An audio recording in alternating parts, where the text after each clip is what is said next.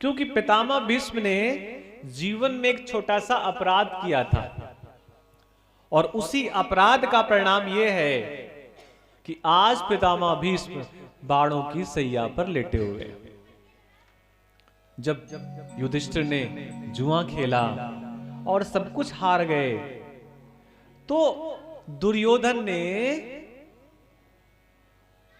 दुशासन ने द्रौपदी के केस पकड़ करके खींच कर वो सभा में लेकर आया था।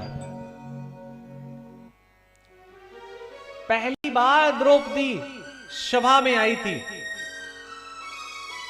वो रुदन कर रही है और आज तो दुशासन उसको निर्वस्त्र करने पे लगा हुआ है, वस्त्र खींच रहा है उसके। उसको ऐसा लगा यहां पर कोई मेरे प्राण बचा लेगा।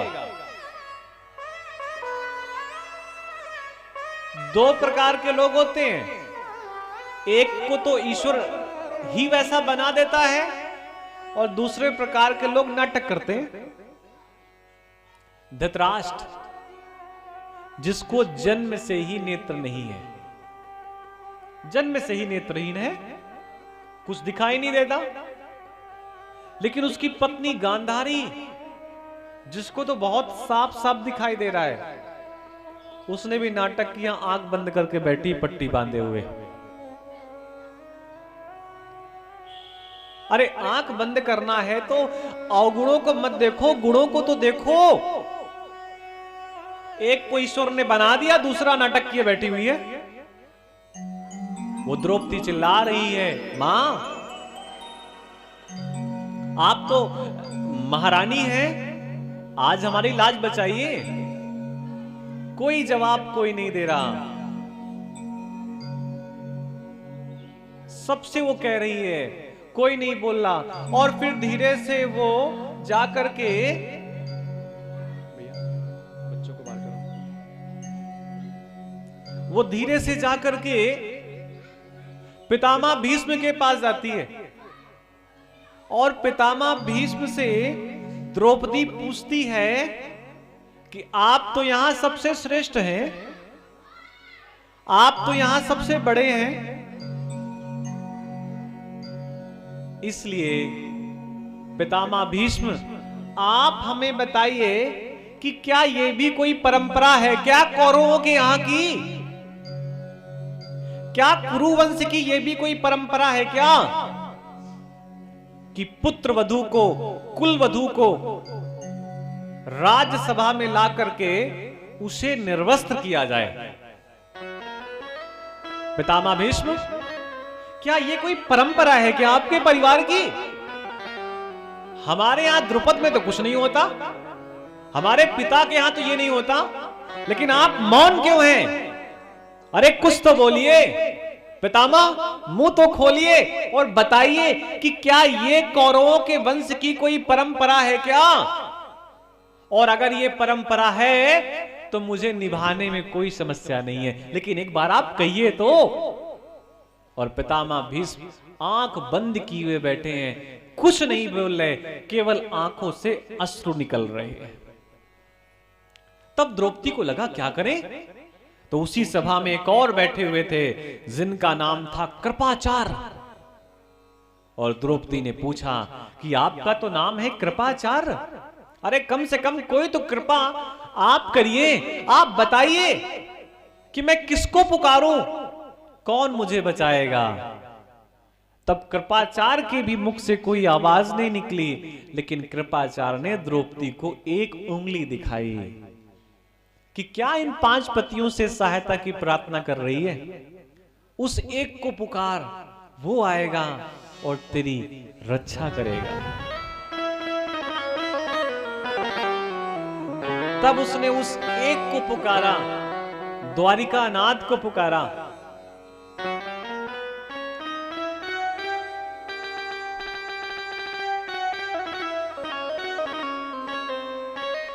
उन भगवान को पुकारा और भगवान चले आए।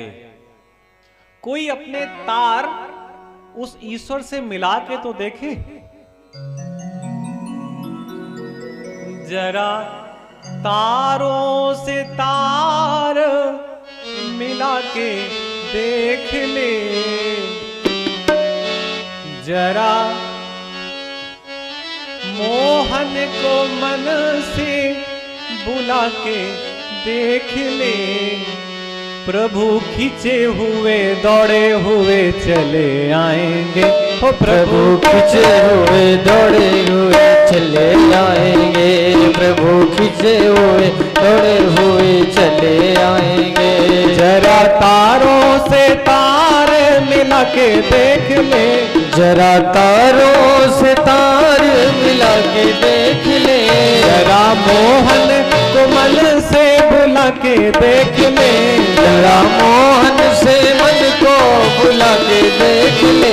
प्रभु खींचे हुए दौड़े हुए चले आएंगे, प्रभु खींचे हुए दौड़े हुए चले आएंगे।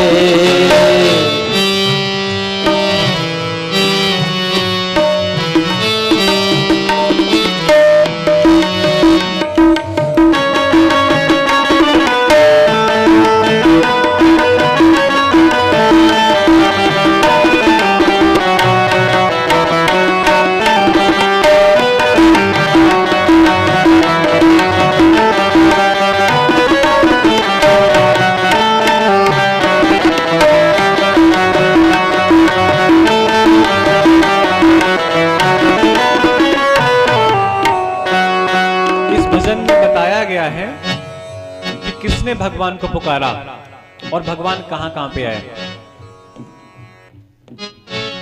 पाया धन्ना ने पत्थर को प्रभु मान कर, पाया धन्ना ने पत्थर को प्रभु मान कर। पाया मीरा ने विष का अमर पान कर, पाया मीरा ने विष का अमर पान कर। पाया केवट ने धो धो चरण धूल को, पाया केवट ने धो धो चरण धूल को। उन चरणों में मस्तक झुका के देख ले, उन्हें चरणों में मस्तक झुका के देख ले।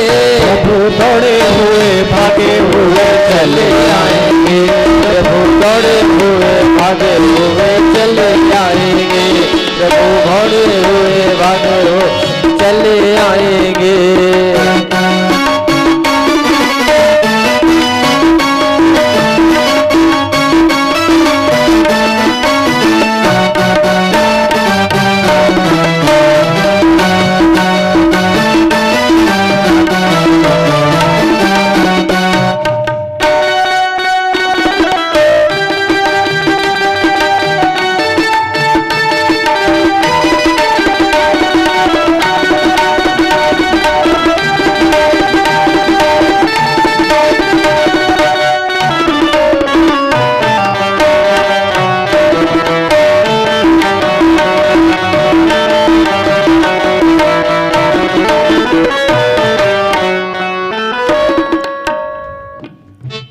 पाया जिसने भी उसको मिला प्रेम धाम, पाया जिसने भी उसको मिला प्रेम धाम। तेरे पत्थर लिखा जिसमें रघुवर का नाम, तेरे पत्थर जिसमें लिखा रघुवर का नाम। तेरी नैया किनारे से क्यों ना लगे, तेरी नैया किनारे से क्यों ना लगे।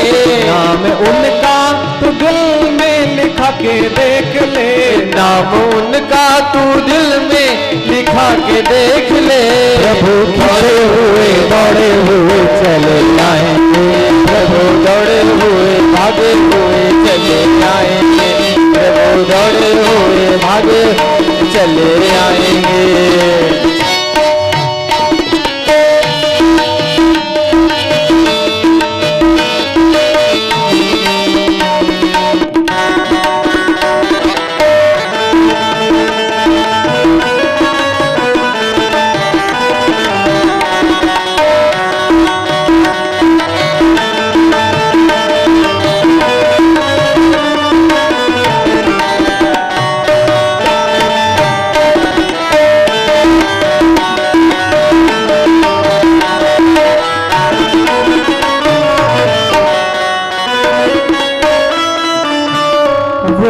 ठाकुर पुजारी तू बन के तो देख, वो है ठाकुर पुजारी तू बन के तो देख, वो है ठाकुर पुजारी तू बन के तो देख, वो है ठाकुर पुजारी तू बन के तू देख, वो है दाता भिखारी तू बन के तो देख, वो है दाता भिखारी तू बन के तो देख, उनके दर से नहीं कोई खाली गया, उनके दर से नहीं कोई खाली गया, उनके दर से नहीं कोई खाली गया, उनके दर से